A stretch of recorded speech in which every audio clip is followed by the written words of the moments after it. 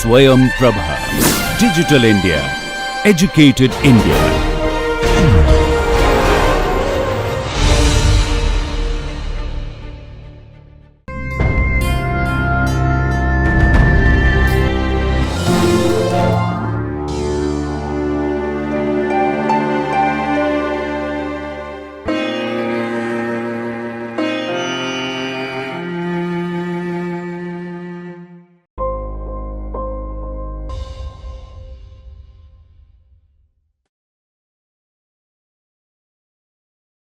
We will continue our lecture on logistic regression that we introduced in the last lecture. And if you recall from the last lecture, we modeled the probability as a sigmoidal function, and the sigmoidal function that we used is given here.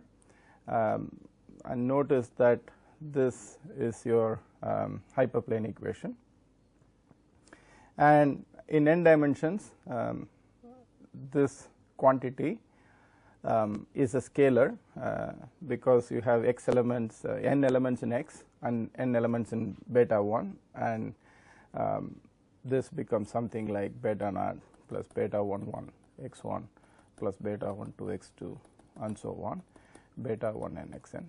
So, this is a scalar, and then we saw that if this quantity is a very large negative number, then the probability is 0, and if this quantity is a very large positive number, the probability is 1.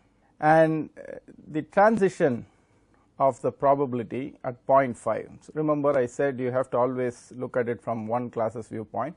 So, let us say if you want class 1 to have high probability and class 0 is a low probability case, then you need to have a threshold that we described before, that you could convert this into a binary output by using a threshold. So, if we were to use a threshold of 0.5 because probabilities go from 0 and 1, then you notice that this p of x becomes 0.5 exactly when beta naught plus beta 1 x equals 0. This is because p of x then equals e power 0 divided by 1 plus e power 0, which is equal to 1 by 2. Also notice another interesting thing, that this equation is then the equation of the hyperplane. So, if I had data like this and data like this, and if I draw this line, any point on this line is the probability equal to 0.5 point. That basically says that any point on this line in this 2D case or hyperplane in the n dimensional case will have an equal probability of belonging to either class 0 or class 1, which makes sense from what we are trying to do. So, this model is what is called a logit model. Let us take a very simple example to understand this. So, let us assume that we are given data. So, here we have data for class 0 and data for class 1, and then clearly this is a 2-dimensional problem. So, the hyperplane is going to be a line. So, a line will separate this, and in a typical case in these kinds of classification problems, this is actually called as a supervised classification problem. We call this a supervised classification problem because all of this data is labeled. So, I already know that all of this data is coming from class 0 and all of this data is coming from class 1. So, in other words, I am being supervised in terms of what I should call as class 0 and what I should call as class 1. So, in these kinds of problems, typically you have this, and then you are given new data which is called the test data, and then the question is what class does this test data belong to. So, it is either class 0 or class 1 as far as we are concerned in this example.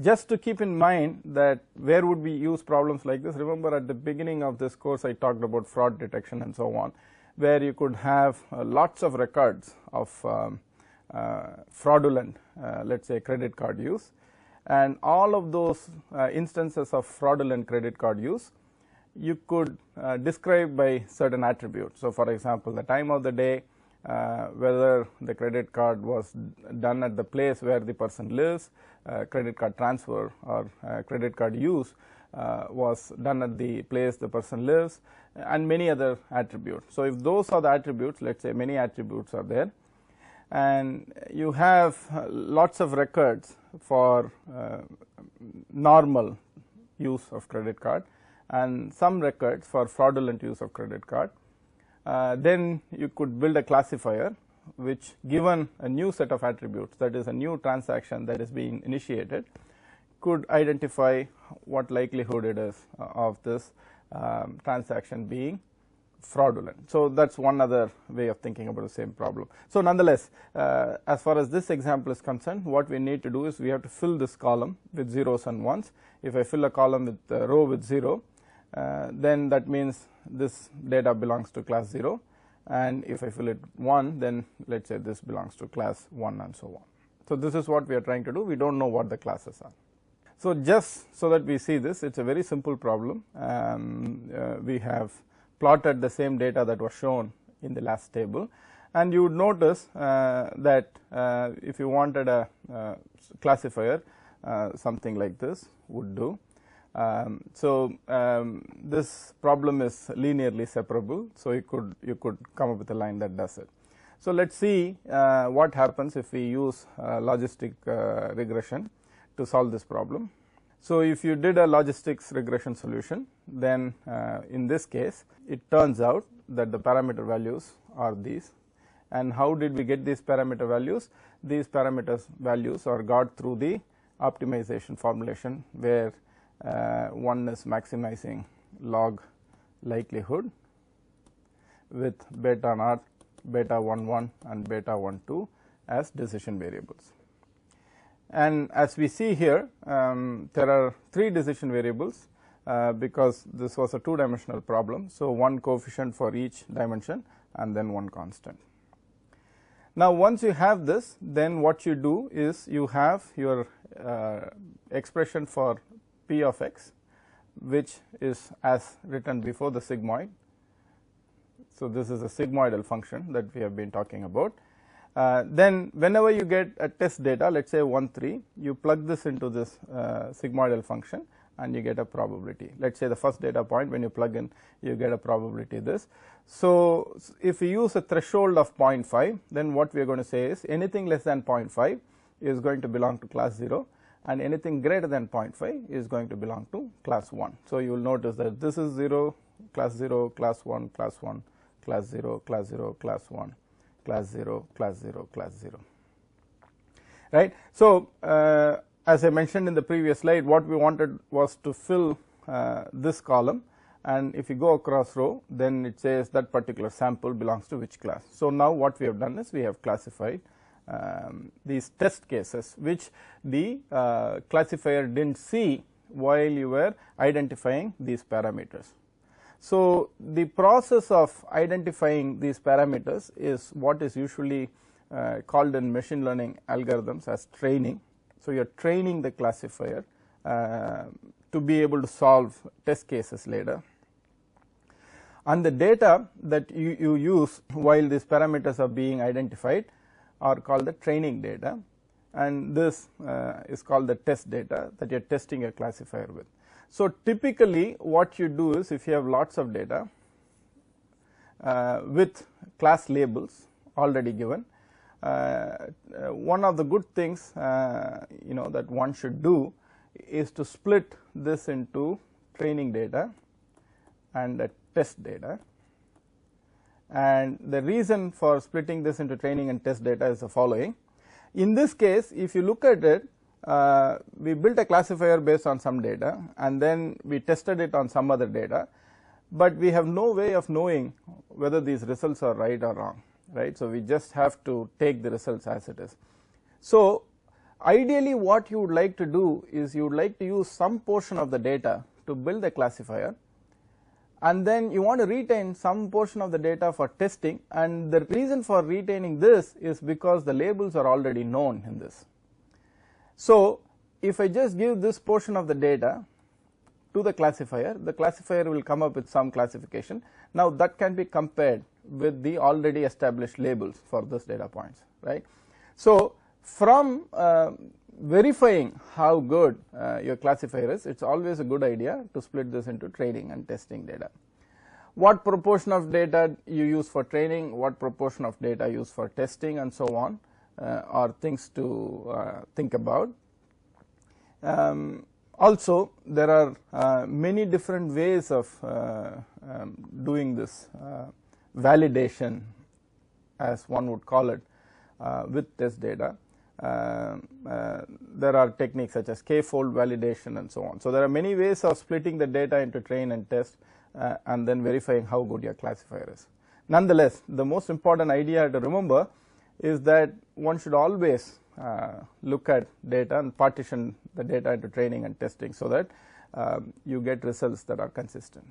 So, if one were to draw these points, again that we use this in this exercise. So, these are all class 1 data points, these are class 0 data points, and this is your hyperplane that a logistic regression model figured out, and these are the test points that we tried with this classifier. So, you can see that in this case everything seems to be working well, but as I said before, you can look at results like this in 2 dimensions quite easily. However, when there are multiple dimensions, it is very difficult to visualize where the data point lies and so on.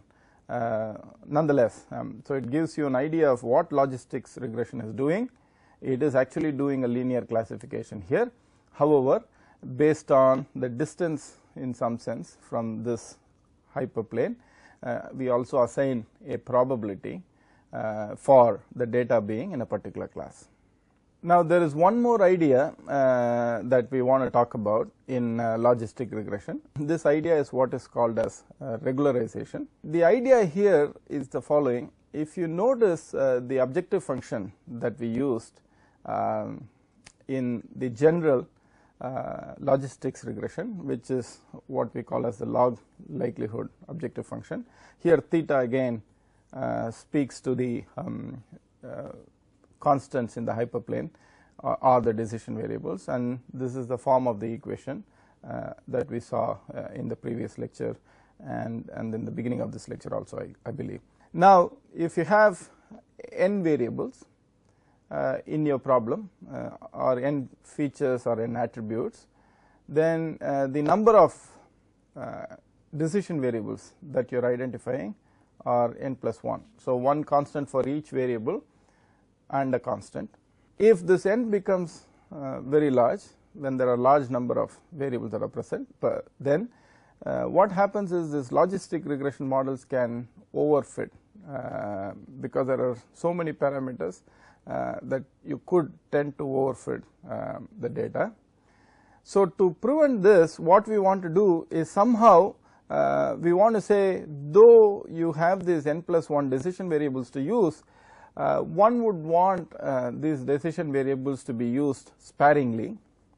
So, whenever you use a coefficient for a variable for the classification problem, then we want to ensure that you get the maximum value for using that variable in the classification problem. So, in other words, if let us say there are 2 variables, I say beta naught beta 1 1 x1 plus beta 1 2 x2, then for this classifier I am using both, let us say, variables x1 and x2 as being important.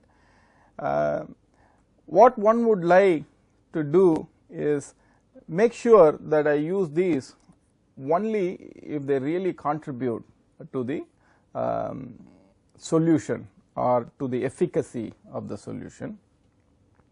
So, one might say that for every term that you use, you should get something in return, or in other words, if you use a term and get nothing in return, I want to penalize this term. So, I want to penalize these coefficients. This is what is typically called as regularization. So, regularization avoids building complex models, or it helps in building non-complex models, so that your overfitting effects can be reduced. So, how do we penalize this? So, notice that what we are trying to do is we are trying to minimize a log likelihood. So, what we do here is we add another term to the objective, and lambda is called the regularization parameter, and this h theta is some regularization function. So, what we want to do is when I choose the values of theta to be very large, I want this function to be large, so that the penalty is more, or whenever I choose a variable, right away a penalty kicks in, and this penalty should be offset by the improvement I have in this term of the objective function. So, that is the basic idea behind regularization. Now, this function could be of many types. If you use this function to be theta transpose theta, then this is called L2 type regularization. So, in the previous example, this will turn out to be theta would be beta naught beta 11 beta 12 transpose times beta naught beta 11 beta 12. So, in this case h of theta will become beta naught squared plus beta 11 squared plus beta 12 squared. Now, there are other types of regularization that you can use. You can use, this is what is called the L2 type or L2 norm. You can also use something called an L1 type or an L1 norm, and larger the value of this coefficient that is multiplying this, the more is regularization strength, that is you are penalizing for use of variables lot more. And one general rule is regularization helps the model work better with test data, because you avoid overfitting on the trained data. So, that is in general something that one can keep in mind as one does these kinds of problems. So, with this, the portion on logistic regression comes to an end. What we are going to do next is we are going to show you an example case study where logistics regression is used for a solution. However, before we do this case study, since all the case studies on classification and clustering will involve looking at the output from the R code, I am going to take a typical output from the R code, and there are several results that will show up. These are called performance measures of a classifier. I am going to describe what these performance measures are and how you should interpret these performance measures once you use a particular technique for any case study. So, in the next lecture, we will talk about these performance measures, and then following that will be the lecture on a case study using logistics regression, right. So, thank you for listening to this lecture, and I will see you in the next lecture.